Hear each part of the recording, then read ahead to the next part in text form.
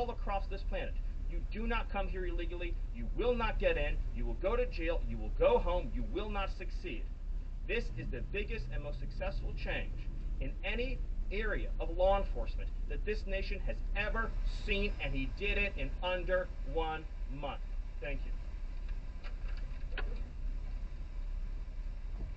Well, thank you, Caroline, Stephen. One of the things that President Trump cares most about is job creation, and it was about 7 years ago I had the honor of joining you in this room for the first time, and it looks like we've created a lot more jobs in the last month.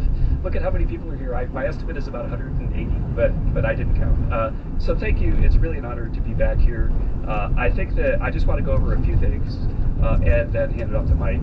The first thing is that the President has told us to prioritize fighting inflation. And he had to do that because, as you know, President Biden let inflation get completely out of control. And he did it with policies that made no sense. It made no sense. A lot of times people say to us, our friends the journalists, why are you doing that? But I like to think, why did they do that? Why did they spend so much money? And then why did the Fed print so much money? So that we had inflation as high as we've ever seen since Jimmy Carter. So why did they do that? So we're addressing inflation.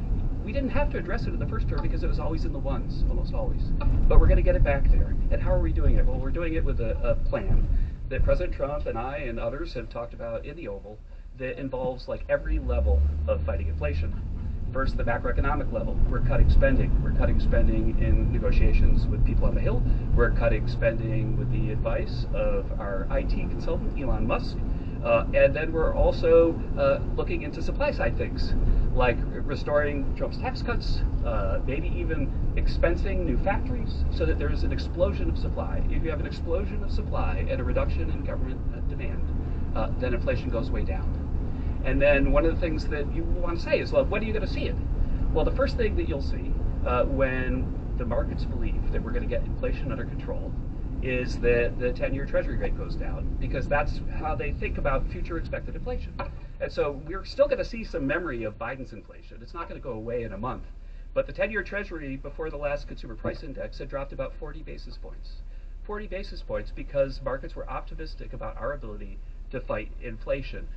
40 basis points is kind of not a fun thing to say. Economists talk that way, I apologize.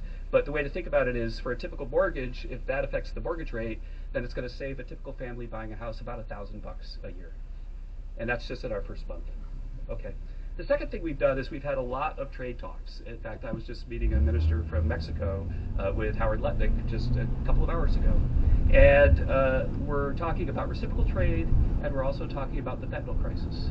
And so reciprocal trade is about our government treating other governments the way they treat us. We want trade to be fair. It turns out that Americans have been disadvantaged by foreign governments over and over, and President Trump wants it to stop. And the fact that struck me as most noticeable when I started to look at what President Trump was asking us to do is that last year we have data, U.S. companies paid $370 billion in taxes to foreign governments.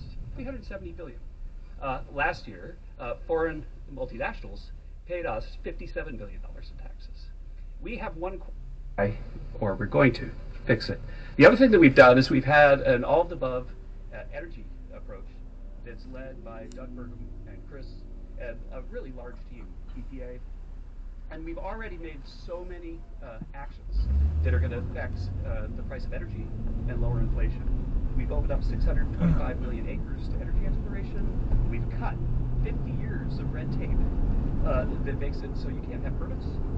And we've even made it so that when you go home, if you get a new one, then you can take a shower or flush a toilet or read under a light bulb. We're doing that too. So finally, let's just think about like the facts that we can see right now that we think are awesome. So guess what? Small business optimism has gone up by the most ever since President Trump came in. ISM, which is the measure of what's going on in manufacturing, it's expanding again for the first time in years. CEO confidence is the highest it's been in years. And the reason people are thinking this is that our policies give people cause for optimism. And then I want to reiterate what Stephen Miller said, because it's so important, and it's so important for financial markets to start to digest this.